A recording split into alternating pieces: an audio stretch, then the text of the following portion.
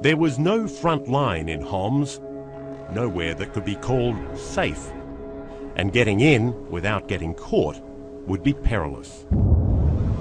The CNN team had made it out of the field and through the night. Then, just inside the Syrian border, the first signs of hardship and conflict. For nearly a week now, there has not been a single loaf of bread produced here. There is no flour, and that is because flour is subsidized by the government. Its distribution fully in the control of the regime, and they're not sending supplies out here anymore. In this safe house along the way, opposition forces held a man who says he killed for the al-Assad regime. They gave us guns with scopes, and you see the body as if you're looking at yourself in the mirror.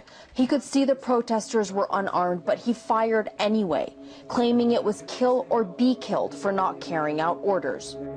To get into the besieged neighborhood of Babarama, the CNN team followed a secret route. Some of these routes are the only way that they have to get whatever meager medical supplies they're getting in, and more importantly, to evacuate the wounded because they can't treat them. For the thousands trapped in Babarama, the route was their only precious lifeline, and keeping it secret meant keeping the cameras off. If we'd been caught and they got our footage, it would have compromised everybody. It's not worth it. These activists, the opposition, they're risking everything to have that jeopardized because we wanted to film something. That's completely out of the question. Handed from one opposition group to the next, it would take days for Awa, Neil and Tim to reach the besieged city. How long did it take to get to Homs? 5 days. 5 days. And if you wanted to, I don't know, just pick up and drive there without any of this, how long would it take? A couple hours. A couple hours.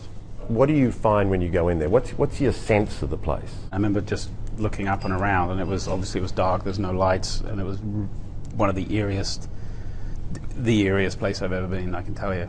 And what are you thinking then? Well, it's trying to assess what we've come into. It's what, 3 in the morning. We know that the shelling is about to start in a few hours' time. We hadn't really slept much the day before, and I know we probably didn't really sleep much in those few hours before the bombardment started.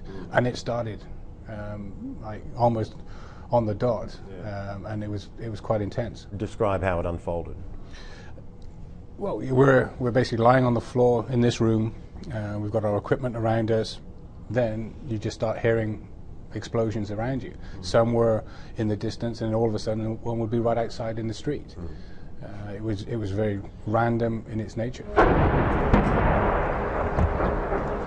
The shelling started as it does just about every single morning with daybreak, and it's pretty much non-stop. And this is why the cry we're hearing from the streets here is please, please do something to stop the violence. You're ex-Special Forces. How did this rate, this whole experience?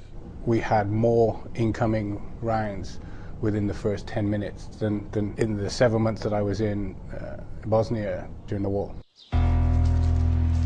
Here we have just one of many buildings that has been hit in this artillery barrage. When the bombardment eased, the team could see for the first time exactly what had happened to Homs.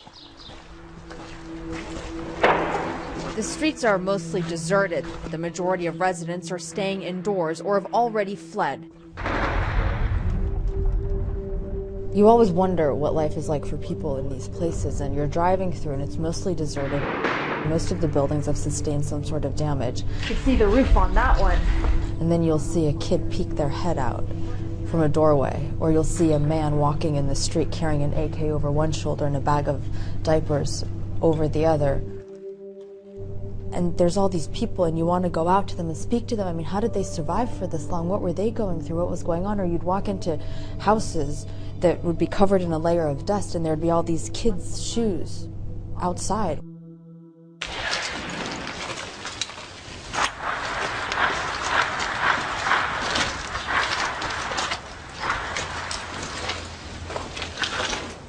Just the constant sound of gunfire non-stop, and then street after street after street of rubble just like this.